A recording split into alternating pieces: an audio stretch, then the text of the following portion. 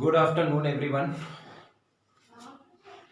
तो आज हम अपनी क्लास वहीं से स्टार्ट करेंगे जहां से हमने कल ख़त्म किया था। तो ज्योग्राफी का जो कल पार्ट हमने स्टार्ट किया था, तो हमने उसमें इंडियन ज्योग्राफी को स्टार्ट किया था और इंडियन ज्योग्राफी में भारत की अवस्थिति एवं विस्तार के बारे में कुछ चीज़ें हमने बताई थी। तो उसमें हमने सबसे पहले देखा था भारत का अक्षांशीय विस्तार और देशांतर विस्तार, अक्षांशीय कोणीय विस्तार, देशांतर कोणीय विस्तार, भारत की मानक समय रेखा, इसके अलावा भारत की जो संरचना है, ये पॉइंट हमने क्लियर किए थे। आज कल एक पॉइंट मिस हो रहा था कि देशांतर, जो हमने देशांतर रेखाओं के बारे में बताया था, तो कई बार इंग्लिश में पूछ लेते हैं कि जैसे देशांतर रेखाओं को लॉन्गिट्यूड लाइन बोलते हैं और अक्षांश रेखाओं को लैटिट्यूड लाइन्स बोलते हैं। इसके अलावा देशांतर रेखाओं की कुल जो संख्या होती है वो 360 होती है। 180 देशांतर रेखाएं वो पश्चिमी गोलार्ध में होती हैं और 180 देशांतर रेखाएं वो पूर्वी गोलार्ध में होती हैं। जिसमें 0 डिग्री देशांतर रेखा होती है उसको मध्याह्न रेखा या जीएमटी या अंतरराष्ट्रीय मानक समय रेखा बोलते हैं। 180 डिग्री पूर्वी देशांतर को या 180 डिग्री देशांतर रेखा को उसको अंतरराष्ट्रीय तिथि रेखा के नाम से जाना जाता है। तो इतना कल पॉइंट हमारा हो गया था, तो कंप्लीट हो गया था। अब उसमें एक पॉइंट और बचा था कि जो अंतरराष्ट्रीय मानक समय रेखा जो जीएमटी है और हमारे भारत की जो मानक समय रेखा 82.5 डिग्री पूर्वी देशांतर, उनके बीच में जो गैप होता है, हम लोग पढ़ते रहते रटते रहते कि 5.5 घंटे का अंतर है। 5.5 घंटा हमारा भारत का समय आगे है लंदन से। तो 5.5 घंटा आगे इसलिए है क्योंकि जो 82.5 यानी 82.5 इस तरह से कर सकते, और इसका मल्टीप्लाई 4 से कर दीजिए, क्योंकि एक डिग्री देशांतर बराबर 4 मिनट होता है। 4 मिनट का अंतर आता है, ये कल हमने बताया था। तो आपका जो इसको कैलकुलेशन करेंगे तो निकल के 5.5 घंटे का अंतर आ जाएगा, और यही 5.5 घंटे का जो अंतर होता है वो जीएमटी से, हमारे भारत का जो मानक समय है वो जीएमटी से 5.5 घंटे आगे है। चलिए, यहां तक तो हो गया हमारा। आज हम कुछ पॉइंट देखेंगे कि भारत की स्थल सीमा रेखा, जलीय सीमा रेखा, भारत के अंतरराष्ट्रीय सीमाएं, अंतरराष्ट्रीय सीमा पर स्थित जो भी देश है भारत के, इसके अलावा कर्क रेखा का विस्तार। तो सबसे पहला पॉइंट है कर्क रेखा का विस्तार। सभी लोग जानते होंगे कि कर्क रेखा जो है उसको 23.5 डिग्री उत्तरी अक्षांश रेखा के नाम से भी जाना जाता है। यह भारत के 8 राज्यों से होकर जाती है, जिसमें से पहला राज्य गुजरात, गुजरात राज्य से प्रवेश करती है।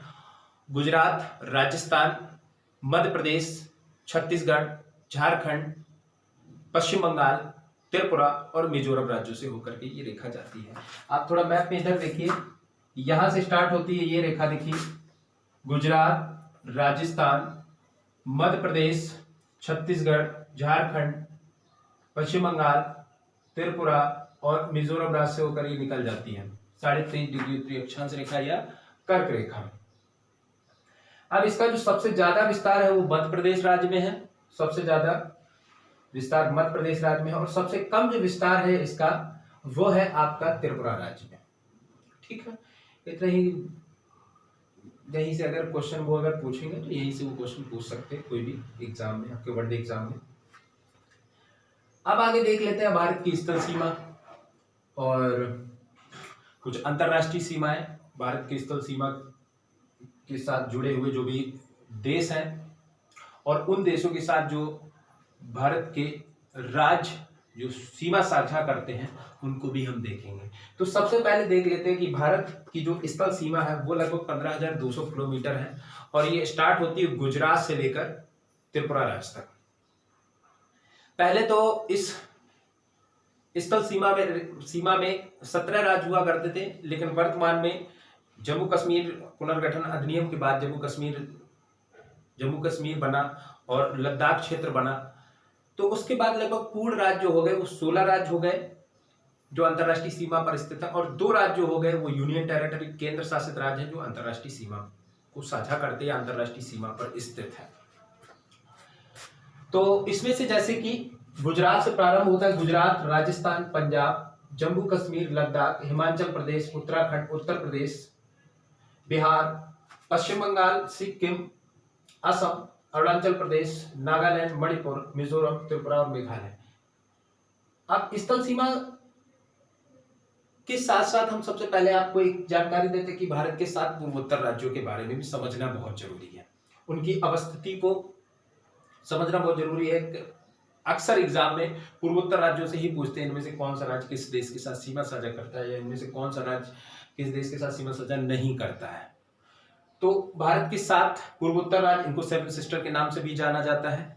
तो वो इस तरह से हैं, यहाँ पे देखिए मैप में अरुणाचल प्रदेश सबसे ऊपर पे, फिर नागालैंड दूसरा, मणिपुर तीसरा, चौथा मिजोरम है, पांचवा त्रिपुरा है, छठा मेघालय है, सातवां असम है। सिक्किम भी पूर्व क्षेत्र में ही स्थित है, लेकिन इसको 7 सिस्टर में नहीं जोड़ा जाता है तो ये पूर्वोत्तर राज्य ही सिक्किम। तो ये हमारे 7 जो राज्य है 7 सिस्टर के नाम से जाना जाता है। सबसे ऊपर में अरुणाचल प्रदेश है, नागालैंड है, मणिपुर है, मिजोरम है, त्रिपुरा है, मेघालय है और असम है। अब हम देख लेते हैं कि भारत कितने देशों के साथ अंतरराष्ट्रीय सीमा साझा करता है। तो सबसे पहले यहां से स्टार्ट करते हैं। तो सबसे पहला देश मिलेगा आपको पाकिस्तान। सबसे पहला देश मिलेगा आपको पाकिस्तान, और पाकिस्तान के साथ हमारा गुजरात राज्य सीमा साझा करता है, राजस्थान सीमा साझा करता है, पंजाब और जम्मू कश्मीर और लद्दाख। तो 2 यूनियन टेरिटरी हो गए, यानी संघ शासित क्षेत्र या संघ शासित राज्य जम्मू कश्मीर और लद्दाख, और 3 जो हो गए पूर्ण राज्य जो पाकिस्तान के साथ सीमा साझा करते हैं। और पाकिस्तान के साथ एक अंतरराष्ट्रीय रेखा भी बनाई गई है जो सभी लोग जानते होंगे, रेड क्लिफ लाइन से, वो रेड क्लिफ लाइन के नाम से जानी जाती है। एक्चुअली में ये अगस्त 1947 में इस रेड क्लिफ लाइन का निर्माण किया गया था। एक बर्टक कमीशन था और बर्टक कमीशन के अध्यक्ष थे सर सिरिल रेडक्लिफ, तो उन्हीं के नाम से इस रेखा का नाम रखा गया था। तो पाकिस्तान के साथ 3 पूर्ण राज्य सीमा साझा करते हैं। कौन? पहला गुजरात, राजस्थान, पंजाब। इसके अलावा 2 यूनियन टेरिटरी राज्य सीमा साझा करते हैं। और पाकिस्तान के साथ जो सीमा साझा होती है वो लगभग 3323 किलोमीटर की सीमा साझा होती है। और अंतरराष्ट्रीय सीमा जो है भारत और पाकिस्तान के बीच वो है red Cliff line. Red Cliff line के नाम से जाना जाता है। दूसरा पॉइंट देखते हैं हम। दूसरा हम यहां पे आते हैं तो चीन। दूसरे में हम देखते हैं चीन। तो चीन एक लद्दाख क्षेत्र हो गया आपका। तो लद्दाख आप यूनियन टेरिटरी आप लोग जानेंगे। इसके अलावा हिमाचल प्रदेश जो पूर्ण राज्य है, फिर उत्तराखंड है, फिर सिक्किम है। सिक्किम जो डोकलाम वाला क्षेत्र है उसके क्षेत्र से ही सीमा साझा होती है चीन के साथ। फिर है अरुणाचल प्रदेश। तो यहाँ पे 4 जो हो गए वो पूर्ण राज्य है, और एक है आपका यूनियन टेरिटरी जो भी चीन के साथ सीमा साझा करता है। और चीन के साथ कुल जो सीमा साझा होती है वो 34 और 88 यानी 3488 किलोमीटर की सीमा साझा होती है। 2 देश हो गए हमारे जो अंतरराष्ट्रीय सीमा साझा करते हैं, अंतरराष्ट्रीय सीमा पर स्थित है। तीसरा हम बात करते हैं, तीसरा जो देश है, हाँ, इसके पीछे एक लाइन आप लोग सभी जानते होंगे कि मैकमोहन सीमा रेखा जो है वो भारत पाकिस्तान की सीमा का निर्धारण करता है। और मैकमोहन जो लाइन है वो शिमला समझौते के द्वारा, हाँ, शिमला समझौते के ही द्वारा प्रतिपादित किया गया था 1914 में। चलिए, इसके बाद हम देख लेते हैं नेपाल। नेपाल जो देश है, नेपाल लगभग 1743 समथिंग 1700 हम कह सकते हैं 1750 किलोमीटर की सीमा साझा करता है भारत के साथ। तो सबसे पहले उत्तराखंड इसके साथ सीमा साझा होती है, उत्तर प्रदेश की भी सीमा साझा होती है नेपाल के साथ, बिहार की भी सीमा साझा होती है, पश्चिम बंगाल की भी होती है जो दार्जिलिंग वाला क्षेत्र है। इसके अलावा सिक्किम। तो इसमें कुल मिलाकर नेपाल के साथ भारत के 5 राज्य सीमा साझा करते हैं, उत्तराखंड, उत्तर प्रदेश, बिहार और सिक्किम, पश्चिम बंगाल। भूटान आ जाते हैं। भूटान जो है वो भारत के साथ लगभग 700 किलोमीटर की सीमा साझा करता है।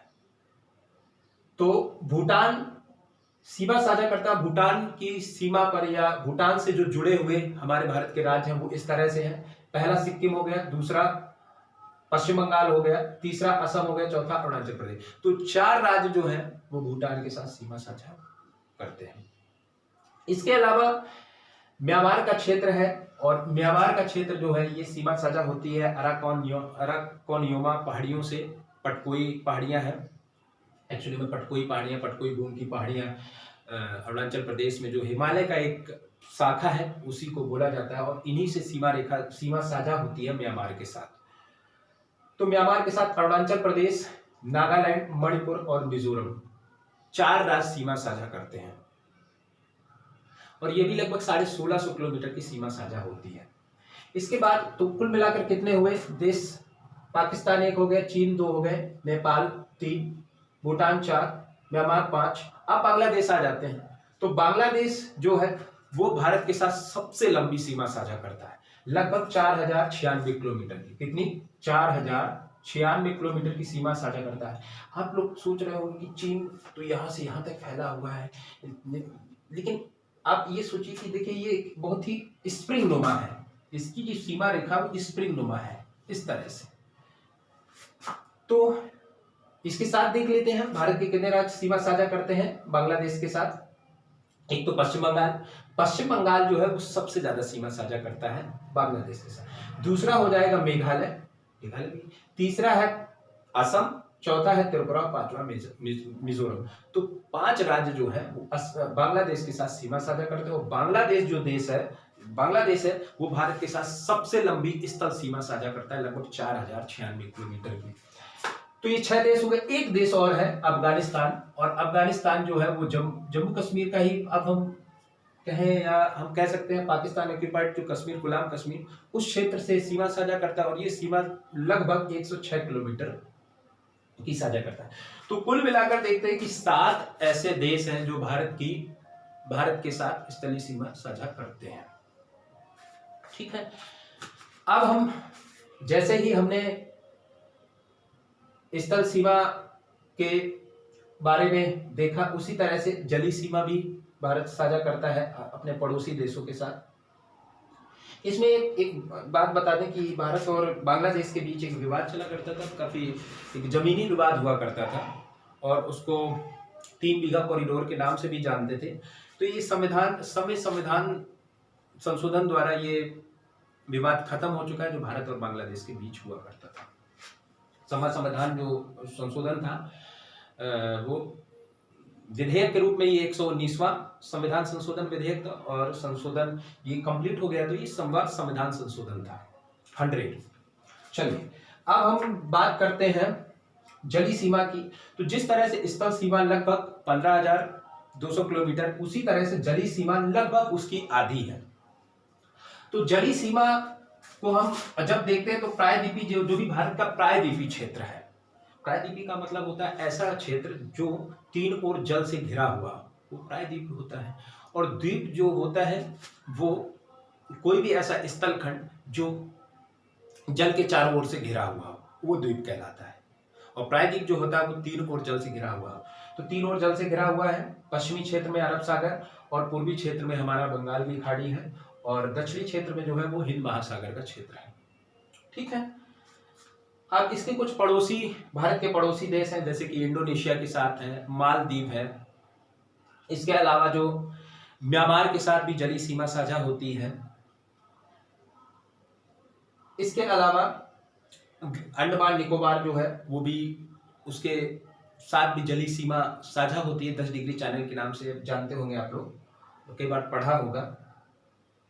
श्रीलंका के बीच, भारत और श्रीलंका के बीच जलीय सीमा साझा होती है। तो सबसे पहले हम स्टार्ट करते हैं भारत और श्रीलंका के बीच जो जलीय सीमा है उसके बारे में देखते हैं। तो भारत और श्रीलंका के बीच जो जलीय सीमा है वो 2 पार्ट है इसके। एक तो है पाक जल संधि, पाक जल संधि के नाम से हम जानते हैं। जो पाक जल संधि है वो तमिलनाडु और भारत को जोड़ती है या अलग करती है।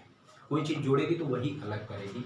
और ये अब एक पॉइंट हम आपको बता देते हैं कि जो जल संधि होती है, इसको स्ट्रेट थोड़ा पाक स्ट्रेट, चलिए जल संधि के नाम से ही अभी समझिए।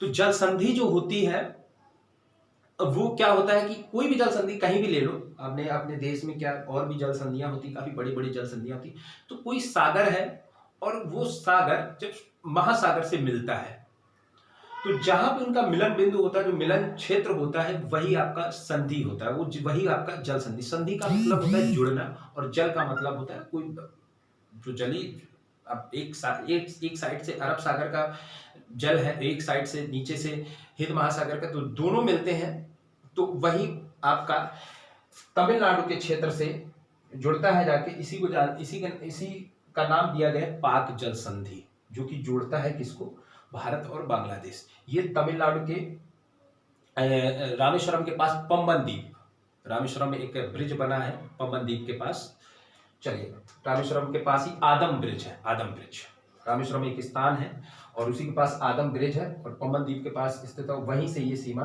साझा होती है, जिसको हम जानते हैं पाक जल संधि के नाम से। दूसरा है मन्नार की खाड़ी, मन्नार की खाड़ी। अब खाड़ी क्या होता है, तो खाड़ी आप इस तरह से देख सकते हैं कि ये दो स्थल खंड है और दो स्थल खंड और उनके बीच में एक धसा हुआ पार्ट है, हम थोड़ी देर के लिए मान लेते हैं इस तरह से, ये दो स्थल खंड है, एक लेफ्ट एक राइट, और इसके बीच एक धसा हुआ भाग है और इस धसे हुए भाग में जो जल क्षेत्र है वो आपका खाड़ी कहलाता है। आप कहीं भी देख लीजिए जो धसा हुआ भाग है, ये देखिए धसा हुआ भाग, ये यहाँ पे देखिए ये धसा हुआ भाग है तो ये कच्छ की खाड़ी है, यहाँ पे देखिए ये धसा हुआ अंदर की ओर ये खंबात की खाड़ी है, ये पार्ट देखिए धसा हुआ यहाँ से लेकर ये देखिए, तो ये पूरी बंगाल की खाड़ी बोला जाता है कि दो स्थल खंडों के बीच में एक धसा हुआ भाग और वहां पे एक बड़ा जल क्षेत्र, उसको बोला जाता है खाड़ी। तो यही है कि तमिलनाडु के क्षेत्र से ये मन्नार की खाड़ी जोड़ती है किसको, श्रीलंका को। इसके अलावा देख लेते हैं अंडमान निकोबार। तो अंडमान निकोबार द्वीप समूह जो ये है भारत का और भारत से काफी दूर हो जाता है, तो इसके साथ इंडोनेशिया की जली सीमा साझा होती है ग्रेट चैनल या महान चैनल के नाम से। और ये ग्रेट चैनल और महान चैनल जो बनता है वो इंडोनेशिया के एक सुमात्रा द्वीप है उससे जोड़ता है या उससे अलग होता है। इसके अलावा म्यांमार का भी क्षेत्र है, एक जलीय क्षेत्र है और म्यांमार का एक कोको द्वीप है। तो कोको द्वीप से अंडमान के बीच एक, हम कह सकते हैं एक चैनल है, एक जलीय सीमा है जिसको हम कोको चैनल के नाम से जानते हैं, ठीक है। और कोको चैनल किसको किसको जोड़ेगा, अंडमान से म्यांमार के कोको द्वीप को। तो कोको चैनल, अगर देश की बात है किन दो देशों के बीच है कोको चैनल, तो म्यांमार और भारत के बीच। चलिए अब आगे इधर देख लेते हैं, ये हमारा पूरा लक्षद्वीप है, ये लक्षद्वीप समूह है और लक्षद्वीप का ही एक छोटा सा भाग इधर फैला हुआ है आपका मिनिकॉय। तो लक्षद्वीप और मिनिकॉय के बीच जो जल सीमा है वो 9 डिग्री चैनल के नाम से जानी जाती है। इसके अलावा आगे मिनिकॉय से आगे एक मालदीव देश है और मालदीव एवं मिनिकॉय के बीच जो जल सीमा साझा होती है उसे 8 डिग्री चैनल के नाम से जानते हैं। तो 9 डिग्री चैनल हो गया लक्षद्वीप मिनिकॉय और 8 डिग्री चैनल हो गया मिनिकॉय एवं मालदीव। अगर ऐसे पूछ लिया जाए देश के बारे में पूछा जाए कि 8 डिग्री चैनल जो है वो किन दो देशों के बीच है, तो भारत और मालदीव के बीच। इसके अलावा एक जल सीमा और बची जो अंडमान निकोबार के बीच है, तो ये है 10 डिग्री चैनल। अब भारत की जो टोटल जल सीमा है, देखिए जब हम द्वीपों को मिला के बात करते हैं तो ये जल सीमा लगभग बन जाती है 7516 किलोमीटर। 7516 किलोमीटर तटीय सीमा है भारत की और इसमें भी सबसे जो लंबी तट रेखा है वो गुजरात राज्य की है। किसकी है, गुजरात राज्य की। और दूसरे नंबर पे है आंध्र प्रदेश राज्य। तो बच्चों ये सारी चीजें आपको आज समझ में आई होंगी और इसमें जो मैप में हमने चीजें बताई हैं वो आपको हम भेज देंगे, क्योंकि बहुत ही क्लियर वीडियो नहीं आता है, उसमें मैप आपको नहीं समझ में आता, तो इसके बाद हम मैप आपको भेज देते हैं। तो यहाँ तक आप लोगों को समझ में आ गया होगा और आगे हम देखेंगे इसका कुछ फैक्ट टाइप के कुछ क्वेश्चन होंगे, उनको हम देखेंगे और ये हमारा पार्ट लगभग खत्म हो जाएगा। फिर हम देखेंगे भारत की भौतिक संरचना या भारत का भौगोल प्राकृतिक भौतिक विस्तार जो है, जिसमें पहाड़ पर्वत पहाड़ियाँ समतल मैदान और इसके अलावा आपका रेगिस्तानी वाला क्षेत्र, ये सारी चीज़ें आपकी कंप्लीट हो जाएंगी। धन्यवाद।